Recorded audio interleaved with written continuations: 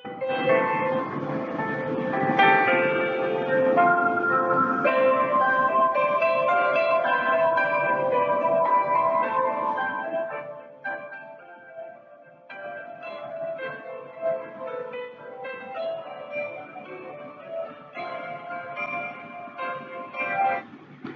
बच्चों, principles of inheritance and variation के अंतर्गत आज हम टी.एच. मॉर्गन के द्वारा ड्रोसोफिला मक्खी पे जो प्रयोग किए गए उनके बारे में डिस्कस करेंगे और साथ ही समझने का प्रयास करेंगे कि लिंकेज सहलग्नता क्या है। देखिए, मॉर्गन ने ड्रोसोफिला मक्खी पर अनेक प्रयोग किए। जब वो गुणसूत्रीय सिद्धांत को प्रतिपादित कर रहे थे तो उस समय उन्होंने ड्रोसोफिला मक्खी पे अनेक प्रयोग किए और उन्होंने पाया कि द्विसंकर क्रॉस के दौरान F2 पीढ़ी में उन्हें 9-3-3-1 का अनुपात प्राप्त नहीं हुआ, जो अनुपात मेंडल ने अपने स्वतंत्र अपव्यूहन के नियम में प्रस्तुत किया था। तो द्विसंकर के अंतर्गत 9-3-3-1 का अनुपात प्राप्त ना होना, यहीं से शुरुआत हुई लिंकेज या सहलग्न शब्द की। मॉर्गन ने अपने एक्सपेरिमेंट में ड्रोसोफिला मक्खी को लेकर जो प्रयोग किए, उन्होंने दो प्रयोग किए, द्विसंकर क्रॉस के दो प्रयोग किए, और वो प्रयोग क्या थे हम उसको समझने का प्रयास करते हैं। तो पहले प्रयोग में मेंडल ने क्या किया, पीले शरीर और श्वेत आंखों वाली मक्खी का क्रॉस भूरे शरीर और लाल आंखों वाली मक्खी से कराया। मॉर्गन ने क्या किया, अपना जो पहला प्रयोग किया, उन्होंने क्या किया, ड्रोसोफिला मक्खियों में पीले शरीर वाली और श्वेत आंखों वाली जो मक्खी है उसका क्रॉस भूरे शरीर और लाल आंखों वाली मक्खी से कराया।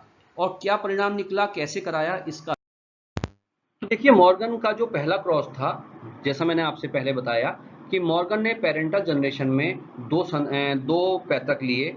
पहला जो ड्रोसोफिला मक्खी ली वो क्या ली, पीले शरीर और श्वेत आंखों वाली फीमेल ली। ये देखिए, इसमें 2X गुणसूत्र हैं और दोनों में कौन से जीन हैं, Y और W, जो पीले और श्वेत रंग की आंखों के लिए जिम्मेदार हैं।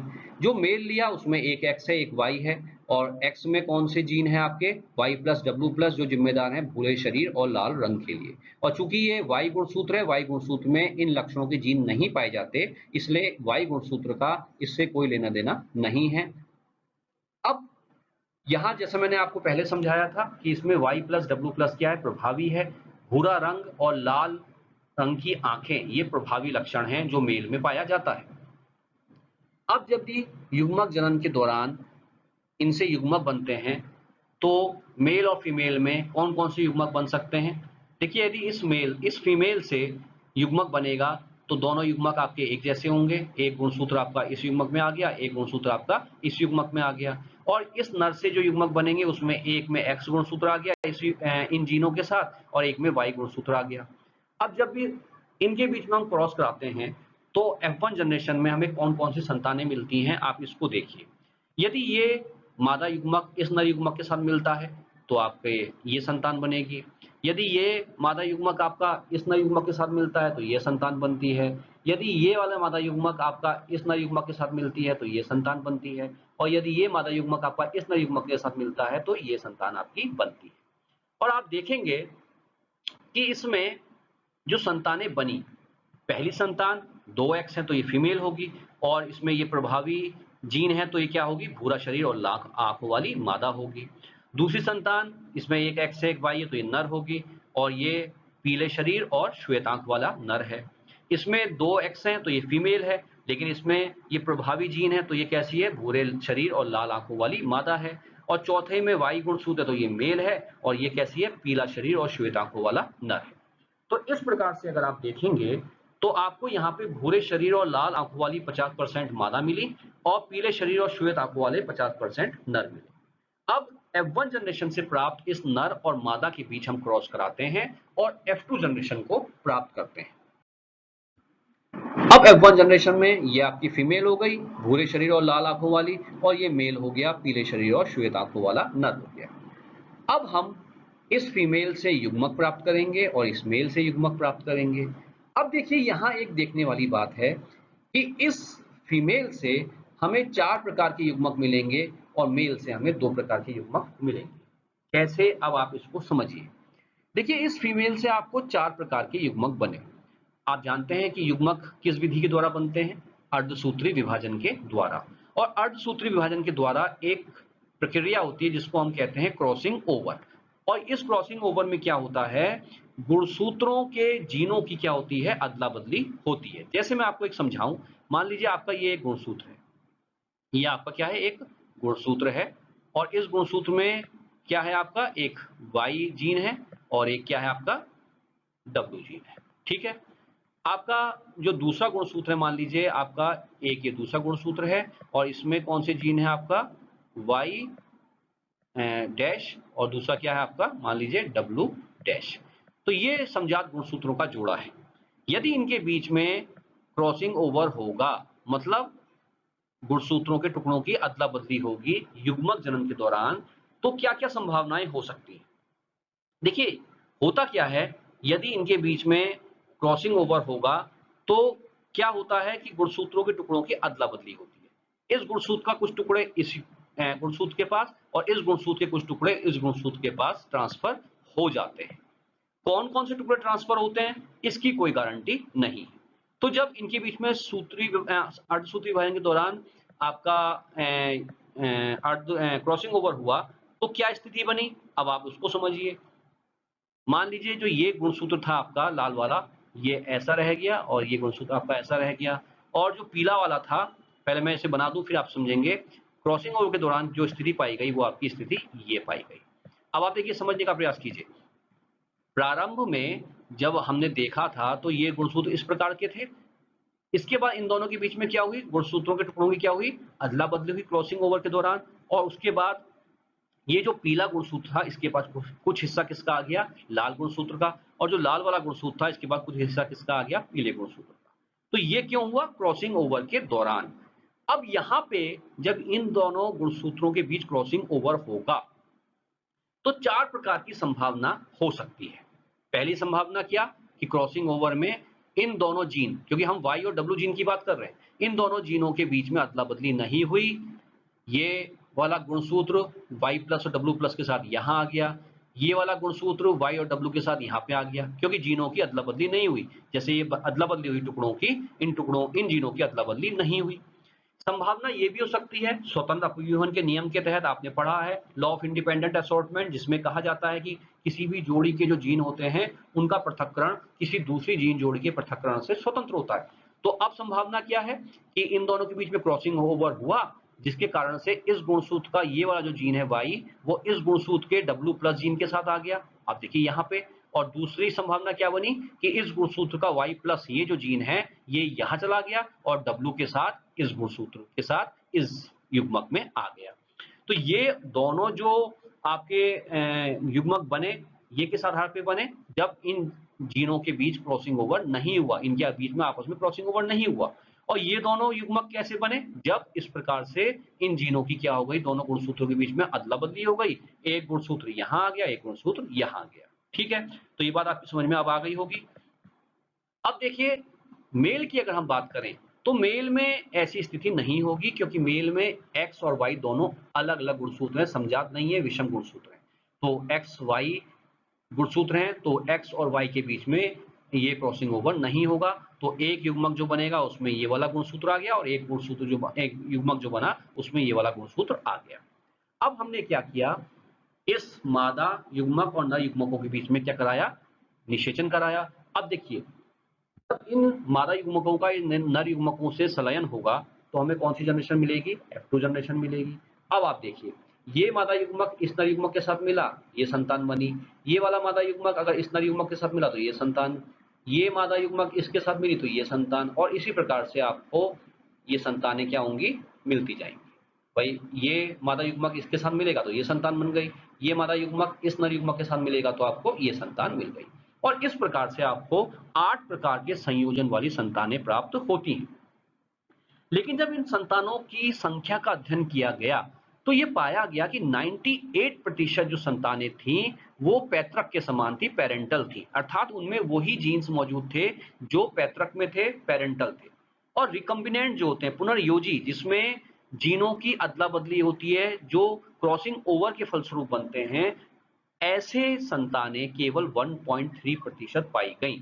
अर्थात नॉन पेरेंटल अजनकीय जो संतानें थी, पुनर्योजी जो संतानें थी, वो केवल 1.3% पाई गई। तो यहाँ पे आप ये देख सकते हैं कि ये जो दो युग्मक जो पेरेंटल थे, इस पैतृक के समान थे बिल्कुल, उनके द्वारा जो संतानें पैदा हुई वो 98% थी, और ये स्वतंत्र अपयूहन के तहत जब इन जीनों की अदला बदली हुई और ये युग्मक बने, तो इनसे जो संतानें पैदा हुई उनकी प्रतिशतता क्या थी? 1.3 थी, बहुत कम थी। मॉर्गन ने यह कहा कि जब दो जीन जोड़ी एक ही गुणसूत्र पर होती हैं, तो जन्कीय जीन संयोजन का अनुपात अजन्कीय जीन संयोजन से ऊंचा होता है। आपने अभी यहाँ पे डायग्राम में देखा था कि यहाँ पे हमने क्या देखा कि जो पहला गुणसूत्र था उसमें Y और W जो जीन थे, और दूसरे गुणसूत्र में आपके जो Y प्लस और जो W प्लस थे, इनमें ये जो गुणसूत्र था इसमें जो ये जो दो जीन हैं, और जो दूसरा गुणसूत्र है इसमें ये जो दो जीन हैं, ये एक ही गुणसूत्र में है। इस गुणसूत्र में YW, इस गुणसूत्र में Y प्लस W प्लस। तो मॉर्गन ने क्या कहा कि दो जीन जोड़ी एक ही गुणसूत्र पर जब होती हैं, तो जन्कीय जीन संयोजन क्या होता है? अजन्कीय जीन संयोजन से काफी अधिक होता है, जिस कारण दो जीनों के बीच का जो जुड़ाव है वो बहुत अधिक मजबूत होता है, और इनके जो बीच का जो जुड़ाव है उसी के कारण से अजन्कीय जीन संयोजन का उत्पादन क्या होता है? कम होता है। आपकी बात समझ में अगर इस समय आ रही हो तो मॉर्गन ने क्या कहा? मॉर्गन ने ये कहा कि एक गुणसूत्र में जो दो जीन हैं उनके बीच में जो आपकी बॉन्डिंग है वो काफी क्या है? मजबूत है। ये जो आपका पहला जीन गुणसूत्र था, इसमें जो Y और जो W आपके जो जीन हैं, इनके बीच में क्या है? बहुत तगड़ा जुड़ाव है। और इसी प्रकार से जो दूसरा आपका गुणसूत्र था जिसमें आपके क्या है? Y प्लस और दूसरा क्या है? W plus. ये जो दो जीन्स हैं इनके बीच में भी जो जुड़ाव है वो क्या है? बहुत मजबूत है। और इसी जुड़ाव को, एक गुणसूत्र में मौजूद ये जो दोनों जीन्स हैं, इसी जुड़ाव को उन्होंने क्या कहा था? सहलग्नता कहा। मॉर्गन ने यह भी कहा कि यदि ये सहलग्नता होगी तो अजन्कीय जीन संयोजन बहुत कम प्राप्त होगा। अजन्कीय जीन संयोजन या जिसको पुनर्योजन कहते हैं वो बहुत कम प्राप्त होता है। आपकी बात समझ में आ रही है इस समय कि अगर ये दोनों जो आपके एलिल्स हैं, जीन्स हैं, अगर इनके बीच में सहलग्नता है तो जो पुनर्संयोजन है वो बहुत कम प्राप्त होते हैं। जैसे अभी आपने देखा कि पीले और श्वेत जीन जोड़ी में सहलग्नता अधिक है, जिस कारण से जो रिकम्बिनेंट है हमें वो क्या प्राप्त हुए? बहुत कम प्राप्त हुए, 1.3 प्राप्त हुए। तो ये मॉर्गन ने कहा था, जो आपको मैंने इस डायग्राम के माध्यम से समझाया। अब मॉर्गन ने दूसरा क्रॉस किया और उसके तहत भी उन्होंने दो पेरेंट्स लिए। पहले पेरेंट को श्वेत आंखों और लघु पंख वाली मादा ली, और दूसरा क्या लिया? लाल आंखें और लंबे पंख वाला नर लिया। तो यहाँ पे भी फीमेल में दो एक्स हैं, तो दोनों में क्या है? W और M जीन्स हैं, और मेल में एक एक्स है और एक Y है, तो एक्स में W dash M dash gene है और Y गुणसूत्र पे इसके कोई भी जीन नहीं है। और यहाँ पे भी जो प्रभावी है वो क्या है आपका? W डैश और M डैश जो है प्रभावी है, जो नर में पाया जाता है। अब यहाँ पे भी इनसे जो आपके युग्मक बनेंगे पैतृक जनरेशन से, वो आपके इस प्रकार से बनेंगे, और अगर इनके बीच में हम क्रॉस कराएंगे तो F1 जनरेशन की आपको संतानें प्राप्त होंगी। और ये F1 जनरेशन की संतानें क्या प्राप्त होती हैं, इसको हम अध्ययन कर लेते हैं एक बार। देखिए, जब इस फीमेल युग्मक का क्रॉस इससे हुआ तो ये संतान बनी, इसका क्रॉस इससे हुआ तो ये संतान बनी, इसका क्रॉस इससे हुआ तो ये संतान बनी, इसका क्रॉस इससे हुआ तो ये संतान बनी, और इस प्रकार से चार प्रकार की संतानें बनी। पहली संतान फीमेल है क्योंकि दोनों एक्स हैं और ये लाल आंखों और लंबे पंख वाली मादा है। दूसरी संतान मेल है क्योंकि इसमें वाई है, ये श्वेत आंखों और लघु पंख वाला नर है। तीसरी संतान फीमेल है, लाल आंखों और लंबे पंख वाली, क्योंकि ये W डैश और M डैश है, ये प्रभावी है, तो ये लक्षण इसमें आएंगे। और अंत में जो संतान है वो मेल है, जो श्वेत आंखों और लघु पंख वाली नर है। तो यहाँ F1 जनरेशन में आपको ये चार प्रकार की संतानें मिली। अब हम क्या करते हैं, इन F1 जनरेशन की संतानों में जो नर है उसका क्रॉस F1 जनरेशन की मादा से कराते हैं और F2 जनरेशन का अध्ययन करते हैं। अब F1 जनरेशन की ये फीमेल, F1 जनरेशन का ये मेल, अब हमने इनके बीच में क्रॉस कराया। तो आप जानते हैं, जैसा मैंने आपसे अभी कहा कि जब इस मादा से आपके युग्मक बनेंगे तो युग्मक जनन की क्रिया के द्वारा बनेंगे और उसमें अर्धसूत्रीय विभाजन होगा और अर्धसूत्रीय विभाजन के अंतर्गत क्रॉसिंग ओवर की क्रिया होगी।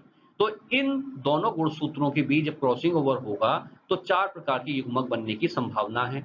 एक तो ये संभावना कि ये गुणसूत्र चला गया एक युग्मक में और एक में ये चला गया, और एक में संभावना ये है कि इन दोनों गुणसूत्रों के बीच क्या हुई, जीनों की क्या हो गई, क्रॉसिंग ओवर हो गया, विनिमय हो गया, जिसके कारण से एक गुणसूत्र ये बन गया W और M डैश एक युग्मक में चला गया और दूसरा ये बन गया W डैश M, ये एक युग्मक में चला गया। तो ये दोनों युग्मक कैसे हैं, पैतृक गुणसूत्र के समान है। और ये दोनों युग्मक कैसे हैं, इन दोनों गुणसूत्रों के जो जीन्स हैं उनकी अदला बदली के फलस्वरूप ये दो युग्मक बने।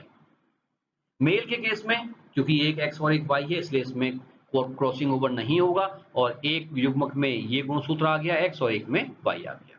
अब जब इनके बीच में संलयन होता है तो आप जानते हैं कि ये मादा युग्मक इससे मिलेगा तो हमने यहाँ लिख दिया, ये मादा युग्मक या इस नर युग्मक से मिलेगा तो हम यहाँ लिख देंगे, ये मादा युग्मक जब इससे मिलेगा तो हम यहाँ लिख देंगे और ये ही मादा युग्मक जब इस नर युग्मक से मिलेगा तो हमने यहाँ लिखा, और इसी प्रकार से आपने क्रम से इसको तालिका को बना दिया। अब जब आप अध्ययन करेंगे इन संतानों का क्रॉस बी के तहत तो आपने ये देखा कि 62.8% जो संतानें मिली वो जनकीय संरचना जनकीय जीन वाली मिली और 37% पुनर्योजी जो संतानें मिली वो कैसी मिली, आपकी रिकम्बिनेंट मिली, पुनर्योजी मिली। अब आपने क्रॉस ए और बी को अगर कंपेयर किया हो तो आपने देखा था कि पहले क्रॉस में क्या था कि जो पुनर्योजी थी, जो रिकम्बिनेंट थी वो 1.3 थी, लेकिन क्रॉस बी में जो रिकम्बिनेंट हैं वो कितने हैं, 37 है। इनकी संख्या क्या हो गई, बढ़ गई। अर्थात ये जो युग्मक बने जहां जीनों का स्वतंत्र अपव्यूहन हुआ, जीनों ने स्वतंत्र रूप से एक दूसरे को पृथक किया, W M डैश के साथ युग्मक में चला गया और W डैश M के साथ एक युग्मक में चला गया। तो ये जो युग्मक बने इनसे बनने वाली संतानों का जो अनुपात है वो यहाँ पे 37% हो गया। ऐसा क्यों हुआ, इसको आप समझने का प्रयास कीजिए। मॉर्गन ने क्या कहा, देखिए मॉर्गन ने ये कहा कि जीन जोड़ी में जो संलग्नता है, एक गुणसूत्र में जो दो जीन है उनके बीच में जो संबंध है, जो जोड़ है, वो कम होने के कारण पुनर्संयोजन अधिक था। इसका मतलब यहाँ पे W और M के बीच में जो गठजोड़ था वो क्या था, कम था, संलग्नता कम थी। इस कारण से पुनर्योजन जो मिले रिकम्बिनेंट वो हमारे 1.3 से बढ़कर कितने हो गए, 38% पहुंच गए। जैसे यही एग्जांपल उन्होंने दिया कि श्वेत और लघु पंख जो जीन जोड़ी है उनमें जो संलग्नता है वो कम थी, इस कारण से पुनर्योजन हमको कितने मिले, लगभग 38 या 37.2% मिले। मॉर्गन ने यह कहा कि जैसे जैसे जीनों के बीच की दूरी बढ़ती जाती है वैसे वैसे संलग्नता कम होती जाती है, अतः जीनों के बीच की दूरी संलग्नता के व्युत्क्रम है। बहुत इंपॉर्टेंट चीज है, आप समझिए। मान लीजिए ये गुणसूत्र है और इसमें एक जीन है आपका A, एक है आपका B और एक है आपका C। तो A और B के बीच की संलग्नता क्या है, ज्यादा है क्योंकि इनके बीच की दूरी कम है, और A और C के बीच में संलग्नता क्या है, कम है क्योंकि इनके बीच की दूरी ज्यादा है।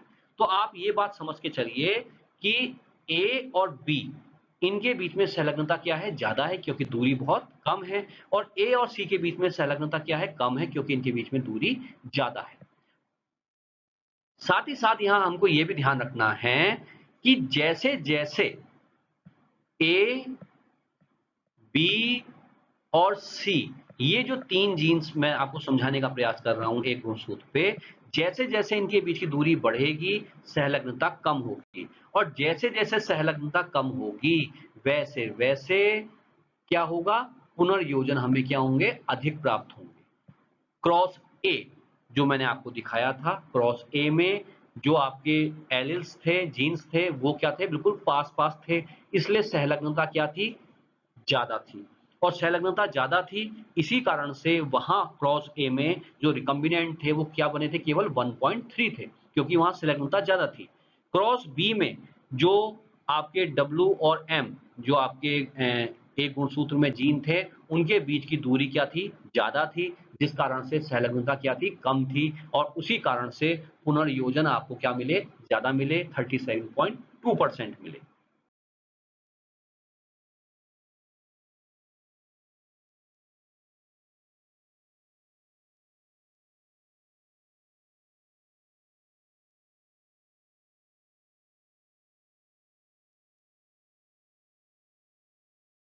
तो इस वीडियो के माध्यम से टी.एच. मॉर्गन के प्रयोगों को मैंने आपको समझाया।